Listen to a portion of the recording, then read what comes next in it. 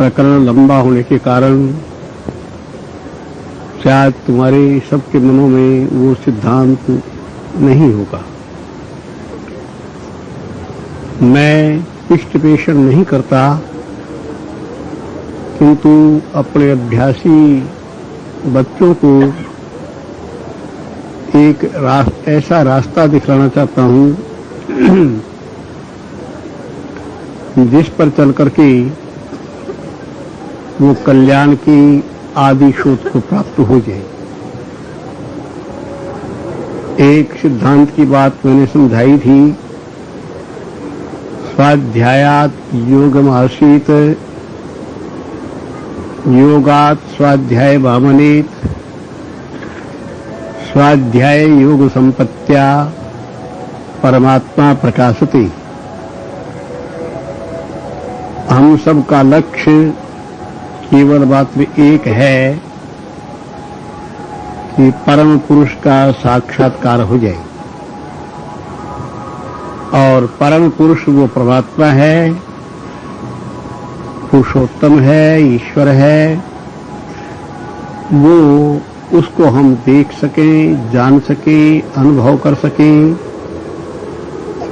ये हमारा तुम्हारा सभी का पूरा लक्ष्य है। उसके प्राप्त करने का एक साधन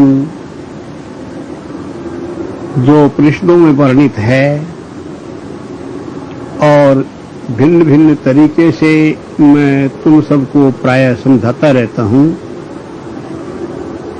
वो ये है, स्वाध्यायात योगमासीत योगात स्वाध्याय मामनीत स्वाध्याय योग संपत्त्या परमात्मा प्रकाशते। दूसरे शब्दों के अंदर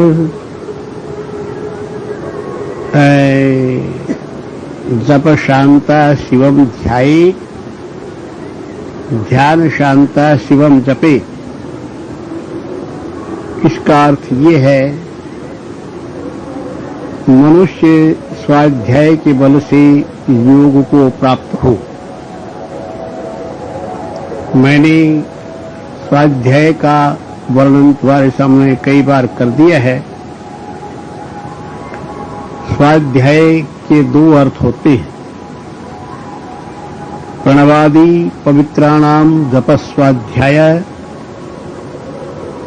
मोक्ष शास्त्राणाम अध्ययनम व स्वाध्याय। परमात्मा के ओंकार आदि जो पवित्र नाम हैं, उनका जप करना स्वाध्याय कहलाता है, या मुक्तिदाता शास्त्रों का पाठ करना, उपनिषदों का पाठ करना, योग दर्शन का पाठ करना, गीता का पाठ करना, ये सब का सब स्वाध्याय के अंतर्गत है। भगवान व्यासदेव जी महाराज ने प्रणवादि पवित्राणाम जप स्वाध्याय ये शब्द कहे। इसका अर्थ ये है, ओंकार आदि जितने परमात्मा के पवित्र नाम हैं, उनका जप करना स्वाध्याय कहलाता है।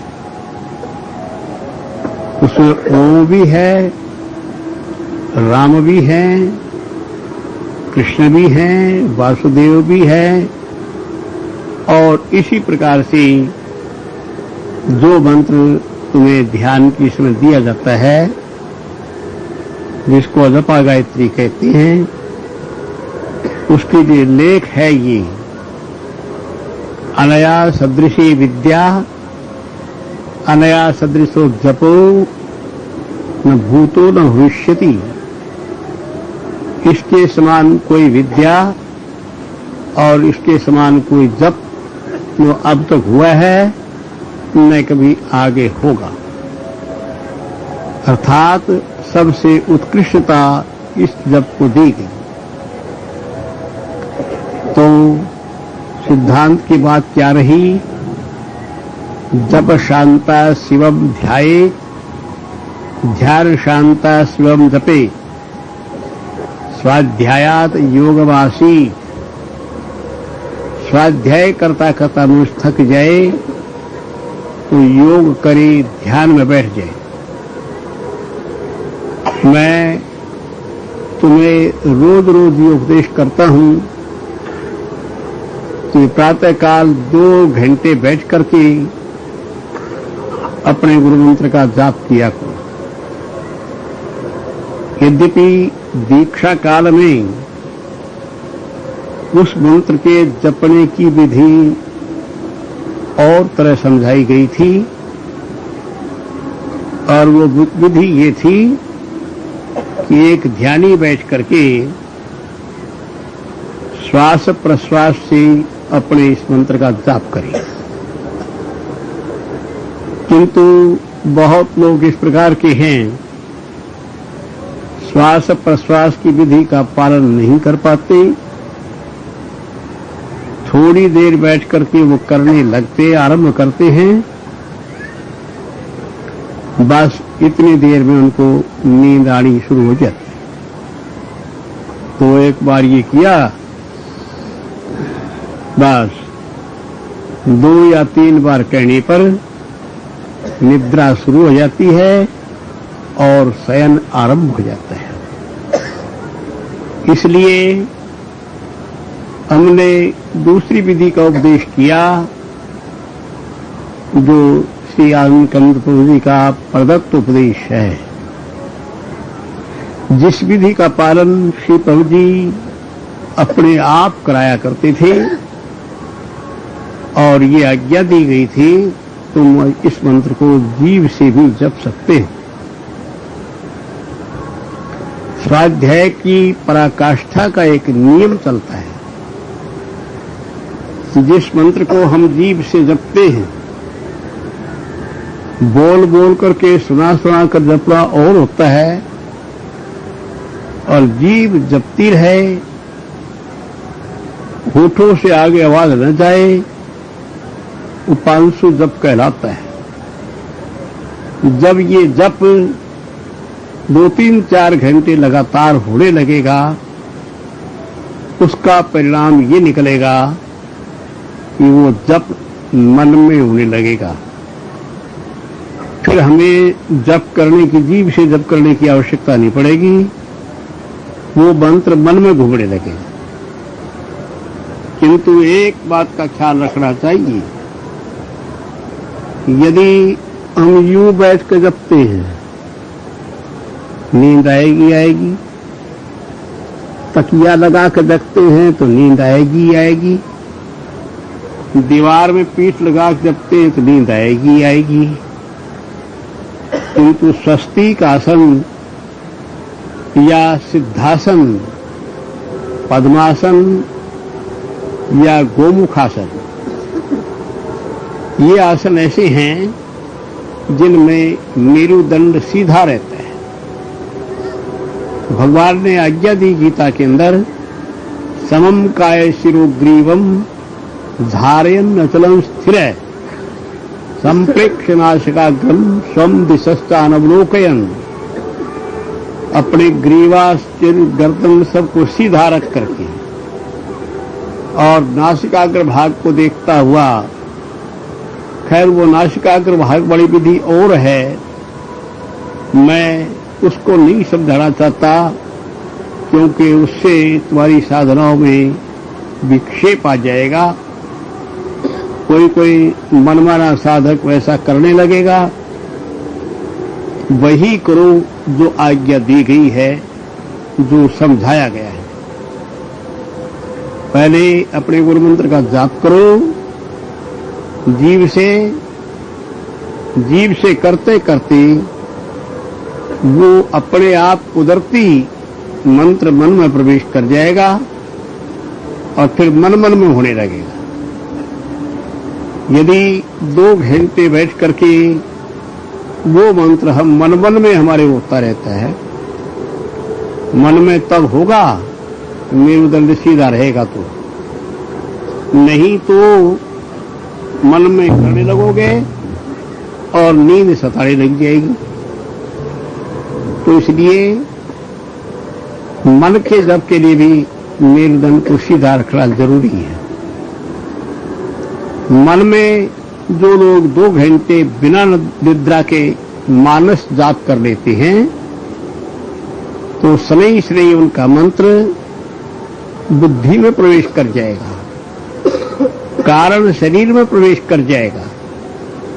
कारण शरीर में प्रवेश कर जाने के बाद वो स्थिति आ जाएगी जो इस मंत्र में कही गई है। स्वाध्यायात योगमासीत योगात स्वाध्याय मामनेत स्वाध्याय योग संपत्त्या परमात्मा प्रकाशते।